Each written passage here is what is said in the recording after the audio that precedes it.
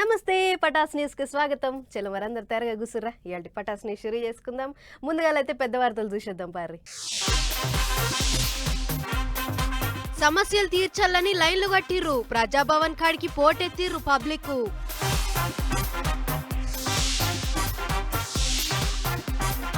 KCR sir ను ఇంటికి తోలిచ్చిర్రు డాక్టర్లు. గుమ్మడికాయతోటి దిష్టి తీసిర్రు ఇంటోళ్ళు.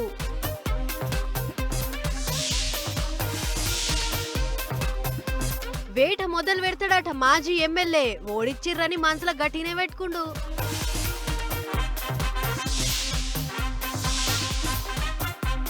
దేవుని దర్శనానికి పోయిన ఎల్కలు పర్షనై చూసిర్రు భక్తులు అయ్యగార్లు.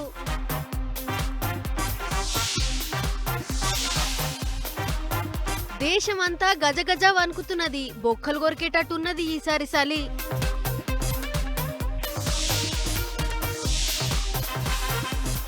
దబాయించి తిన్నారట బిర్యానీలు. ఈసారి కూడా పట్నం పబ్లిక్కే వచ్చిర్రు ఫస్ట్.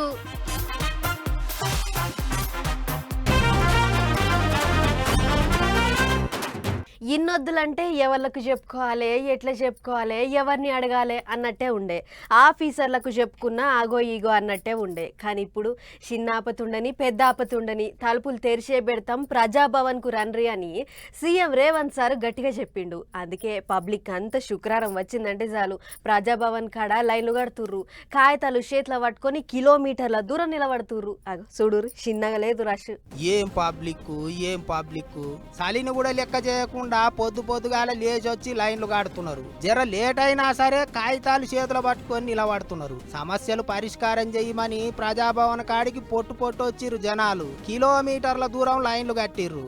ఆడోళ్ళు, మొగోళ్ళు, ముసలోళ్ళు, దివ్యాంగులు అందరూ సీఎం సార్కు బాధలు చెప్పుకోనికే బారులు తీరిండ్రు. ఇక మరి సమస్యలు ఏమన్నా తక్కువ ఉన్నాయా? ఎన్నెన్ని బాధలు, ఎన్నెన్ని తిప్పలు, ఒక్కొక్కలది ఒక్కో గోస. నా బిడ్డను, నా అల్లుడు, నా మన్మని దోలిస్తలేడు. నా బిడ్డను అలా కొడుకుని కలపండి సారు, మీకు పుణ్యం ఉంటది. నా బిడ్డ మంచిగా ఉంటలేదు. ఆ పిల్ల టెన్షన్ తీసుకుంటుంది కొడుకు కోసమని. తల్లిని కొడుకుని వేరు చేస్తున్నాడు వాడు. ఎవ్వరు చెప్తే కూడా వింటలేడు సార్ వాడు. ఎంతమంది పోలీసులతో కూడా పట్టించుకుంటలేరు వాడిని. వాడు పిల్లలు ఉంటాడు సార్. ఇదొక్క సాయం చేయండి సార్ మీరు. గదా అన్నట్టు ఇన్నొద్దులు అటు ఇటు చెప్పులు అరిగేటట్టు తిరిగి నెరివడ్డోళ్ళ అంతా సీఎం సార్కు చెప్పుకుంటేనన్న సమస్య తీరుతుందేమోనని గిట్ల లైన్లు కడుతున్నారు. పొద్దుగాల 10 సంది 1 దాకా నడిచింది ప్రజావాణి. 10 లోపు ఎవళ్ళైతే వస్తారో వాళ్ళ సమస్యలే సార్ దగ్గరికి పోతాయి అన్నట్టు. ఇక ఎక్కువ కొలువులు కావాలని కొంతమంది 2 బెడ్రూమ్ల ఇండ్లు కావాలని, పింఛన్లు కావాలని, భూముల పంచాదులు, లారీ ఓనర్ల సమస్యలు గిట్ల ఏ ఆపతి ఉన్నా సీఎం సార్కు చెప్పుకుందామని వస్తున్నారు పబ్లిక్. ఒక చాట్ల నాగభూషణం అనే వ్యక్తికి 2 వ్యాపారం ఇచ్చాము అక్కలు. రైతుల డబ్బులు మాకు ఇవ్వమంటే ఇవ్వట్లేదు. వాడు 2,30,00,000 మాకు ఇవ్వాలా. మాకు ఎక్కడికి పోయినా మాకు న్యాయం జరుగుతలేదు. 4 సంవత్సరాల నుంచి మేము బాధపడుతున్నాము. పోయినసారి కంటే ఈసారి ఇంగింత ఎక్కువనే వచ్చిర్రు జనాలు. ప్రజాభవన్ కాడ మస్తు ట్రాఫిక్ జామ్ అయింది. పోలీసోళ్ళు తీర్ల తిప్పలబడి అందరిని సంజాయిచ్చిర్రు. రోడ్ల మీద బండ్లు జమ కాకుండా చూసుకున్నారు. ఇక అటు ఆఫీసర్లు కూడా సమస్యలన్నీ కంప్యూటర్లకు ఎక్కిచ్చి సమరస్యం చేసే ఇగురం అయితే చేస్తున్నారట. ఎన్ని సమస్యలు వస్తున్నాయి, ఏమేం పంచాదులు వస్తున్నాయి అన్ని లెక్కపత్రం ఉంటున్నదట. ఇక మరి చూడాలి ఒడిచిన పంచాదులెన్ని, ఒడవని పంచాదులెన్ని, లెక్కలన్నీ నెలాఖరికి ఈట చెప్తారో లేకపోతే అవేం చెప్పకుండానే బండి నడిపిస్తారో అనుకుంటారు అందరూ. అట్లిట్లా వారం దినాలకు ఎక్కువనే ఆయే కేసీఆర్ సార్ కింద పడి. సార్ దాఖల్లా ఉన్నాడంటే లీడర్లు పబ్లిక్ అందరూ తరలిండ్రు. అభిమానులు దాకనకానే పడిగాపులు కాసిర్రు. దేశంలో ఉన్న అందరు లీడర్లు సార్ జల్దిగా కోలుకోవాలి అని కోరుకుర్రు, పూజలు చేసిర్రు. ఇక వాళ్ళ పూజలు ఫలించి సార్ దాకనకెళ్ళి మళ్ళా ఇంటికి చేరిండు. పాన్రి సార్ నువ్వు ఓసారి పలకరించొద్దాం. మీరెవ్వరు దావకనకు రావద్దు, నేనే వస్తా, అందరిని కలుస్తా అని చెప్పిండు కదా సారు. ఇక అట్లిట్లా ఇప్పటికైతే దవాఖానలకెళ్ళి బయటికి వచ్చిండు. దెబ్బ జర్ర మాన్నట్టే ఉన్నదట. అందుకే ఇక సారుని ఇంటికి తోలిచ్చిర్రు డాక్టర్లు. గెర్రెల కుర్చీల కూకబెట్టుకొని ఎంపీ సంతోష్ కుమార్ సారు నెట్టుకుంటా బయటికి వచ్చిండు. డాక్టర్లకు అందరికి నమస్తే చెప్పుకుంటా బయటకు వచ్చిండు సారు. అటెనక నందీనగర్లో ఉన్న పాతింటికి పోయిండు. అక్కడ కూడా సంతోష్ కుమార్ సారే దగ్గరుండి ఇంట్లోకి తోలుకపోయిండు. సారు గుమ్మం ముంగటికి రాగానే గట్టిగా దిష్టి తీసిండ్రు. ఇన్నొద్దులు దావకాన్లా చాలా మంది వచ్చి చూసిపోయిర్రు. తీరొక్క మనుషులు తీరొక్క తీరులా మాట్లాడుకున్నారు. అందుకే ఇక దిష్టి తగిలింటది కదా అనుకున్నారో ఎట్టనో మరి. గుమ్మడికాయ మీద దీపం పెట్టి గట్టిగానే దిష్టి తీసిర్రు. అటు సార్ ఇంట్లోకి పోవంగానే అయ్యగారులు పట్టుబట్టలు ఇచ్చి దీవెనార్తి పెట్టిర్రు. ఇంకో దిక్కు మొన్నటిదాకా కేసీఆర్ సార్ వస్తున్నాడంటే 10 బండ్లు కుయ్య ఒర్రుకుంటా పోయేవి. కానీ ఇప్పుడు సారు సీఎం కాదు కదా, అందుకే ఇక వెనక ముంగట బండ్లు తగ్గిచ్చిర్రు. బందోబస్తు కూడా తక్కువ చేసిర్రాట. ఇంటి ముంగట 2 పోలీసోళ్ళు 8 మంది గన్మెన్లు ఇచ్చిర్రాట. సారు బండి ముంగట పోతుంటే వెనకకెళ్ళి ఓ పోలీసోళ్ళ బండి పోతుందట గంతే. ఇంకో ముచ్చటేంటిదంటే ఓడిపోయిన లీడర్లందరికీ మొత్తానికే బందోబస్తు తీసేసిందట సర్కారు. గెలిచిన ఎమ్మెల్యేలకు మాత్రం 4 గన్మెన్లను ఇచ్చిర్రాట. ఇక అది అట్లుండని గాని ఇప్పటికైతే గిర్రెల కుర్చీల కూకొని ఇంటికైతే వచ్చిండు గాని కేసీఆర్ సారు గట్టిగా లేచి నిలబడాలనన్నా, టకటక నడవాలనన్నా, మళ్ళా మైకుల ముంగట లాజిగా మాట్లాడాలనన్నా 6 నుంచి 7 వారాల టైం పడుతుందని అంటున్నారు. సార్ వెనక కొంతమంది డాక్టర్లు కూడా ఇంటికొచ్చి అన్ని తీర్ల మంచి చెడు చెప్పిపోయిర్రాట. మరిగా దావకానకెళ్ళి సారు ఇంటికి వచ్చిండని ఇక ఇప్పుడు లీడర్లు అభిమానులు ఇంటికాడికి లైన్ కడతారో ఏమో అనుకుంటారు చాలా మంది. గెలిచిన ఎమ్మెల్యేలేమో ఒడ్డున పడ్డామని సంబరపడుతుర్రు. ఓడిన ఎమ్మెల్యేలు ఎందుకు ఓడిపోయిర్రో తెలుసుకునే పనుల పడ్డరు. అయితే ఇంకొంతమంది ఉన్నారు, వాళ్ళు మాత్రం అందరి సంగతి చూసే పనుల పడ్డరు. ఓడిపోతే ఈసారి మంచిగా పనిచేసి మళ్ళా గెలవనీకే చూడాలి కానీ ఇక వేట మొదలైంది, ఒక్కొక్కరిని వేటాడతాం అని అంటుర్రు. ఇక చూడుర్రి గీ ఓడిపోయిన ఎమ్మెల్యే ముచ్చట ఎట్లున్నదో. అలెగ్జాండర్ లాంటి నేనే చూపెడతా, సత్తా చూపెడతా. ఎవరు ఏం చేసిండో, ఎవరేం మా పార్టీలో ఉండి ఏం మా మోసం చేసిండో చూపిస్తా. ఎప్పుడైనా పోయింది ఆల్రెడీ 55 క్రాస్. ఏం చేస్తాం రాబాయ్, చూపిస్తా ఇక ఎప్పుడైనా పోయేదే అని గట్లు తెంపుకున్నట్టే మాట్లాడిండు మహాబాద్ మాజీ ఎమ్మెల్యే శంకర్ నాయక్. ఎలక్షన్లలో ఓడిపోయినందుకు సార్ గట్టిగానే మనసున పెట్టుకున్నట్టున్నాడు. ఇక చూడరు ఇంకేమన్నాడో. అమెరికా మొన్ననే అమ్మాయిని పంపిస్తాం, అమ్మాయిని మ్యారేజ్ కూడా చేసి పడేద్దాం, బాబును కూడా ఎక్కడికో సివిల్ సర్వీస్ పంపిద్దాం, చూద్దాం. ఒక్కొక్కరిని ఆట ఆడుకుంటున్న వేట మొదలైంది. నేను కూడా కేసీఆర్ గారు హాస్పిటల్లో ఉండి బుక్ చదువుతాండు, ఎలా చేయాలి సినిమా ఏంటి కదా అని చెప్పేసి శంకర్ నాయక్ కేసీఆర్ ఒకటే కార్తెలో పుట్టిండు బిడ్డ. అదే పడవచ్చు మనోళ్ళని నేను కాపాడుకునే సత్తా నాకు ఆ భగవంతుడు ఇచ్చింది. గట్లున్నది అయితే కథ. పిల్లలను ఎటో ఓ దిక్కు పంపిస్తా, ఇక ఒక్కరిని పోరాటం చేస్తా అన్నట్టు మాట్లాడిండు. అంతేకాదు కేసీఆర్ సారు తాను ఒక్కటే కార్తీలో పుట్టిర్రాట. అందుకే సల్లిడిచేదే లేదు. మా అబ్బాదులో చెయ్యి పార్టీ వాళ్ళు గెలిచినా సారుదే అల్చలు ఉంటది అన్నట్టు చెప్పుకొచ్చిండు. గూడూరులో పార్టీ లీడర్లు అందరినీ పిలుచుకొని మాట ముచ్చట చేసిండు మాజీ ఎమ్మెల్యే. నమ్మినోళ్లే నట్టేట ముంచిర్రా అన్నట్టు కోపానికి వచ్చిండాట. అందరి సంగతి చూస్తా అన్నట్టే గట్టిగా వార్నింగులు ఇచ్చిండు నాయక్ సారు. ఇక మరి ఎట్లా అయిందో ఏమో గాని ఎలక్షన్ల ప్రచారం అప్పుడు సారు ప్రచారం చేసే అవసరమే లేదు, ఆయనకే ఓట్లేస్తాం గెలిపిస్తాం, అంత మంచిగా అభివృద్ధి చేసిండు అని మాట్లాడిన వాళ్ళంతా మరి ఓట్లేసిండ్రో వేయలేరో తెలియదు గాని ఆఖరికి ఓడగొట్టిర్రు. గెలుస్తాడు అనుకొని గట్టిగా నమ్మకం పెట్టుకున్నారు చాలా మంది. కానీ అంతా ఉల్టా పుల్టా అయింది. అందుకే మనసుల కాశీ గట్టిగానే పెట్టుకున్నట్టుంది సారు. ఒక్కొక్కలను ఇడిచిపెట్టను అంటున్నాడు. మరి ఇక ఏమవుతుందో చూడాలి. కానీ ఓడిపోతే మళ్ళా పబ్లిక్లో తిరిగి చేసిన పనుల గురించి చెప్పుకొని పాతార పెంచుకోవాలి గాని గిట్లా పండ్లు పటపట కొరికితే ఏమొస్తుంది అనుకుంటారట ఇంగింతమంది. అబ్బా 8:30 దాటింది, ఇంకా కూడా గీసాలి గింత అంటే గింత కూడా తగ్గుతలేదు. వార్తలు చెప్దామంటే కూడా వణుకుడు పుడుతుంది.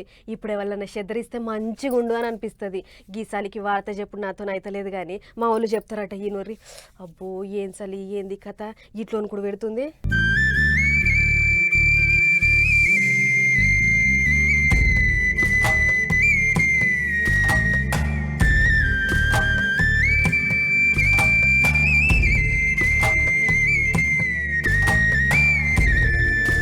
పొద్దుగాల 9 దాటినా పొగ మంచు ఒవ్వులు లేదు, సూలన్న బయటికి వచ్చులు లేదు, చలి దగ్గుడు లేదు. చలికి తట్టుకోలేక సూలన్న చెద్దలు కప్పుకొని వండుకున్నట్టున్నాడు చూస్తుంటే. ఆవు అంత చలి పెడుతుంది. మరి ఇప్పుడు ఆడా ఈడాని ఏం లేదు, దేశం మొత్తంలో చలి సప్పరిస్తూనే ఉన్నది. తొవ్వల పొంచి నడుచుకుంటూ పోయేటోళ్ళు కానొస్తలేదు, వచ్చిపోయేటి బండ్లు కానొస్తలేవు. ఎదురుంగొచ్చేటి బండ్లకు లైట్ బుగ్గల్ని చూసి ఏమో వస్తుంది అనుకోవాలా తప్పితే దగ్గరికి వచ్చిందాక గుడ్డి దీపం పెట్టుకొని కూసున్నట్టే అవుతుంది. మొగిలి మీదంగా కూరుస్తున్నాం మంచుతోని. చూడు చూడు ఎట్ట మంచు కురుస్తున్నదో. ఈ 4 వద్దుల సంధి చలి చప్పరిచ్చుడుతోని గరం మంటలేసుకొని కూసుంటున్నారు పబ్లిక్. ఈ గిటు తెలంగాణని గట్టిగానే వణికిస్తుంది చలి. అన్నింటికంటే రంగారెడ్డి జిల్లాలో ఉన్న షాబాద్లోనే తక్కువ ఉష్ణోగ్రతలు చూపెడుతుందట. ఇక తెలంగాణగా పెట్టేటి చలితోని తట్టుకునేందుకు వశపడక షద్దర్ల మీద షద్దర్లు కప్పుకుంటున్నారట పబ్లిక్. ఒక్క తెలంగాణలోనే కాదు దేశం మొత్తంలో అట్టనే ఉన్నది ఇప్పుడు చలితోని తిప్పల. ఈ గిటు ఉత్తరాదికెళ్ళబోతే నేరి చింతపరిగలు అందుకొని చప్పరిచ్చినట్టే పెడుతుందట. పంజాబ్, హర్యానా, ఉత్తరప్రదేశ్ రాష్ట్రాలలో పొద్దున్ననక ఇడవకుండా చలి సంపులు చంపుతుంటే త్రిపురకెళ్ళబోతే తెలంగాణక తల్ల ఢిల్లీ పని అవుతుందట. అంతేకాదు ఈ గిటు ఢిల్లీ మొత్తాన్ని దులిపినట్టే చేస్తుంది చలి. ఇంట్లో నుంచి కాలు బయట పెడదామంటే బర్బు బండల మీద వండుకున్నట్టే అవుతుందట పాపం అక్కడి పబ్లిక్ కు. పెయ్యి అంతా గడ్డలు కడుతుందట. ఇప్పుడే కాదు ఇక రాను రాను ఇంత ఎక్కువనే పెట్టేటట్టుంది అని చెప్పుకొస్తున్నారు మొగులు అధికారులు. ఒకళ్ళు ఎక్కువ, ఒకళ్ళు తక్కువ, ఒకళ్ళు చిన్న, ఒకళ్ళు పెద్ద, ఒకళ్ళు ముందు, ఒకళ్ళు వెనక, గిట్ల ఏముండదు దేవుని కాడ. అందరు సమానమే. దేవుడు మనుషులకు ఎంతనో మిగిలిన జీవాలకు కూడా గంతే. అందుకే దేవుని దర్శనానికి మనుషులతో కలిసి 2 ఎలుకలు కూడా పోయినాయి ఇక్కడ. వాటి కథ ఏంటిదో చూద్దాం పర్రి. అగ చూడుర్రి, సంటి పిల్లల్ని గిట్ల సంకనేసుకొని వచ్చినట్టు అక్క 2 సుందెల్కలను ఎత్తుకొని గుడికొచ్చింది. గా ఎలుకలకు సలివెట్టకుండా గరం కోట్లు కూడా చేసింది. ఒడిషా రాష్ట్రంలో ఉండే గీ అక్క పూరి జగన్నాథ్ దర్శనానికి పోయింది. పోత పోత గిట్ల 2 ఎలుకలను కూడా ఎంట పెట్టుకొని పోయింది. మరి ఏ బొక్కలో దొరికినాయో ఏడ కొనుక్కొచ్చుకున్నదో గాని 3 ఏళ్ల సంది గీ 2 ఎలుకలను మస్తు పాయరంగా పెంచుకుంటున్నదట. ఒకళ్ళని ఇడిచి ఒకళ్ళు అసలే ఉండరట. అక్కను చూడకపోతే ఎలుకలు తిండి కూడా తినేయట. అందుకే ఇక గుడికి కూడా సంకనెత్తుకొని పోయింది అన్నట్టు వాటికి పేర్లు కూడా పెట్టుకున్నది అక్క. గుళ్ళు ముళ్ళు అట. మంచిగానే ఉన్నాయి పేర్లు. ఇక ఎలుకలను ఎత్తుకొని గుడికి పోయేటాళ్లకు పబ్లిక్, అయ్యగార్లు అందరు పరిచయం చూసిర్రు. చుట్టుముట్టు నిలబడి ఇదెక్కడి కథరో అన్నట్టు నోరు తెరిచిర్రు. మీదికెళ్లి అక్కగా ఎలుకలతోని మాట్లాడుతుండేటాళ్లకు ఈగింత పరిచయం అయ్యిర్రు. అగో చూడురి, దేవుని నామం చెప్తుంటే ఎలుకలు ఎట్లా జై కొడుతున్నాయో.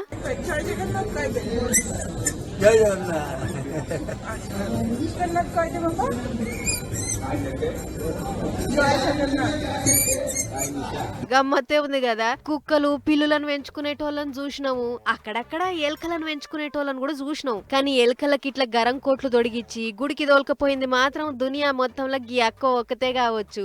అందుకే దేశంలో దేవుని గుడికి పోయి దర్శనం చేసుకున్న గీ ఎలుకల ముచ్చట గురించి మాట్లాడుతుర్రు ఇప్పుడు. ఏండ్ల కమానం కెంచి చదువుతున్న మా సుటపోల పొలగానికి గీ నడమనే ఏదో విఆర్ఏ నౌకరీ వచ్చిందట. చిన్నదో పెద్దదో ఇప్పుడున్న కష్టాలల్లో ఏదోటి నౌకరీ ఉంటే చాలు అని అనుకొని నౌకర్లకు ఎక్కిండు. ఇంకేం రంది, సర్కారు నౌకరీ అంటే ఏ బాధ ఉండదు అని అనుకుంటారు కానీ అందులో ఉండే బాధ అందులోనే ఉంటది. అగో విఆర్ఏ నౌకరీ అంటే యాదికి వచ్చింది. ఈ వార్త చూడుర్రి. అగో ఏదో సర్కారు కొలువు అన్నారు, విఆర్ఏ నౌకరు అన్నారు. గీడేవలో ఇంటి ముంగట కారు ఆపుకొని శుభ్రంగా కడుక్కుంటున్నాయన వీడియోను చూపెడుతురేంది అనుకుంటురా. కారు కడుగుతున్న ముచ్చట వాజిబే గాని గా కారు కడిగేట ఆయనది కాదు. అట్టని ఆయన ఇంకెవరికన్నా కార్ డ్రైవర్ గా పని చేస్తుండేమో అనుకున్నారు. అది కూడా కాదు, సర్కారు కొలువు చేస్తున్న విఆర్ఏ. నిజామాబాద్ జిల్లా నవీపేట మండలంలో ఉన్న బీనోలా అనేటి ఊళ్ళో నౌకరీ చేసేటి విఆర్ఏ గీన. పేరు సాయిలు. రోజు లెక్కనే మండలంలో ఉన్న తహసీల్దార్ ఆఫీస్ కు కొలువు చేసేందుకు పోయిండట సాయన్న. అంతలోనే ఆఫీస్ కు వచ్చిన ఆర్ఐ మోహన్ ఆఫీస్ ముంగట పెట్టిన కారును విఆర్ఏ తోని దగ్గరుండి తడిగుడ్డ పెట్టి తుడిపించిండట. ఇట్టా బెదిరించి కారు తుడిపిస్తున్న ముచ్చటని చూసిన అక్కడనే ఉన్న కొంతమంది పబ్లిక్ వీడియోలు తీసి సోషల్ మీడియాలో ఇడిచిపెట్టారు. ఇక ఇప్పుడు గీ ముచ్చట బయటికి పోయినాక సర్కారు కొలువు అనుకుంటాం గాని మీదుండేటోళ్ళు కింది స్థాయి ఉద్యోగులని ఇట్టా కాలు కింద మట్టి లెక్కనే చూస్తున్నారు అనుకుంటా గరం అవుతున్నారు పబ్లిక్. మరి అట్టనే ఉన్నది కదా గీ ముచ్చట చూస్తుంటే. నీ పాడైపోను కండ్లకు కావడం ఎక్కితే అన్నైంది మిన్నైంది తెలవదా. ఇచ్చనే ఉంటే ఇంకెంతమంది కింది స్థాయి ఉద్యోగులను తిప్పల పెడతాడో. జిల్లా పెద్ద ఆఫీసర్లు పారి నజరేయాలి అనుకుంటా మస్తు గరానికి వస్తున్నారు అక్కడికి వచ్చేటి పబ్లిక్. ఏమో చూడాలి మరి పెద్ద ఆఫీసర్లు ఏం చేస్తారు ఏంది అనేది. గాని నెరీగింత పాపం ఉంటదా అనుల్లా పాపం పాడుగాను.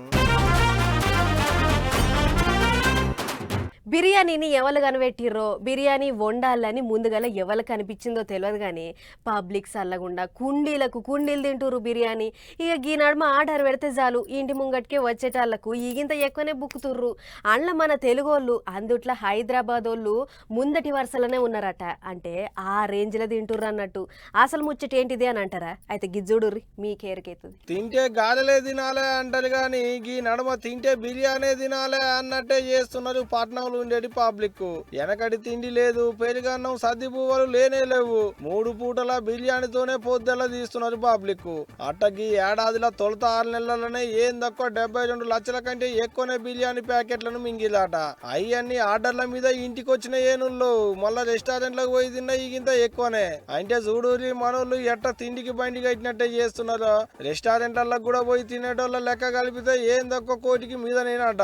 ఇంకో ఇచ్చంతమైన ముచ్చట ఏందంటే దేశంలో ఉన్న ప్రతి 5 ఆర్డర్లలో ఒకటి మన హైదరాబాద్ పట్టణంలో ఉండేటి ఆర్డర్లేనట. అంటే చూడూరి ఎట్టుందో కథ.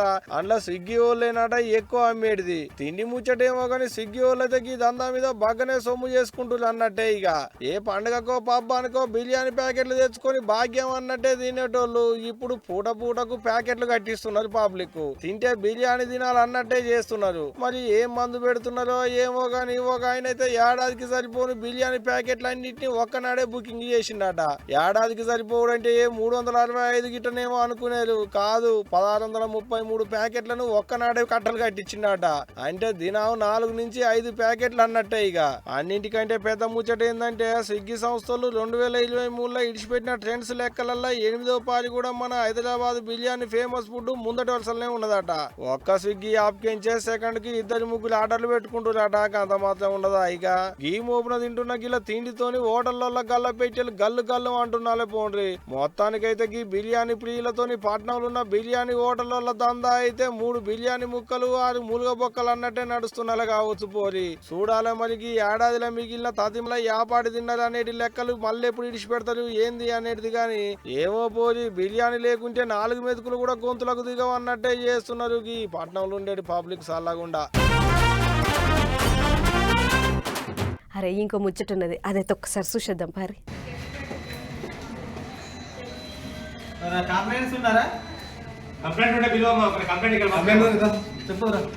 Sub inspector of police Mohan Sai కొత్తగా డ్యూటీకి ఎక్కిండు సారు. ఆగ చూడర్రి సీట్ల ఊకోగానే సమస్యలు రాసుకున్నాడు సురువు చేసిండు. సారు మస్తు స్ట్రిక్ట్. అగో గింత చిన్న పొలగాడు పోలీస్ ఎట్లా అయిండబ్బా అని పరిశాన్ కాకుర్రి. ముచ్చట వేరే ఉన్నది. గుంటూరులో ఉండే గీ మోహన్ సాయి అనే చిన్నోడు గాచారం బాగలేక క్యాన్సర్ బారిన పడ్డాడు. పట్నంలో ఉన్న బసవతారకం దావకాన్లా చూపించుకుంటున్నాడట. ఇక సాయికి పోలీసు వాళ్ళంటే మస్తు ఇష్టమట. ఎవళ్ళన్నా ఏమైతావు అని అడిగితే పోలీస్ అయితా అంటుంటాడట. అందుకే ఎట్లన్నా సాయి కోరిక తీర్చాలి అని మేకే విష్ ఫౌండేషన్ వాళ్ళు బంజారా హిల్స్ పోలీసు వాళ్ళకు చెప్తే వాళ్ళు గిట్ల సాయికి స్వాగతం పలికిర్రు. పోలీసు వాళ్ళ డ్రెస్ తొడిగిచ్చి పెద్ద సార్ వస్తే ఎట్లా గౌరవం ఇస్తారో అట్లా గౌరవం ఇచ్చిర్రు. సలాం చేసిర్రు, సీట్ల కూకబెట్టిర్రు. పోలీస్ స్టేషన్ల పనులు ఎట్లెట్లా నడుస్తాయో అన్ని చెప్పిర్రట. గంతేకాదు బహుమతులు కూడా ఇచ్చిర్రు. దేవుని పుణ్యాన మోహన్ సాయి పానం మంచిగా అయి క్యాన్సర్ తక్కువయి పెద్దగా అయినాక పోలీసు కావాలి అని అందరూ గట్టిగా కోరుకుంటున్నారు. ఇప్పుడు మనం కూడా మనసారా గదే కోరుకుందాం.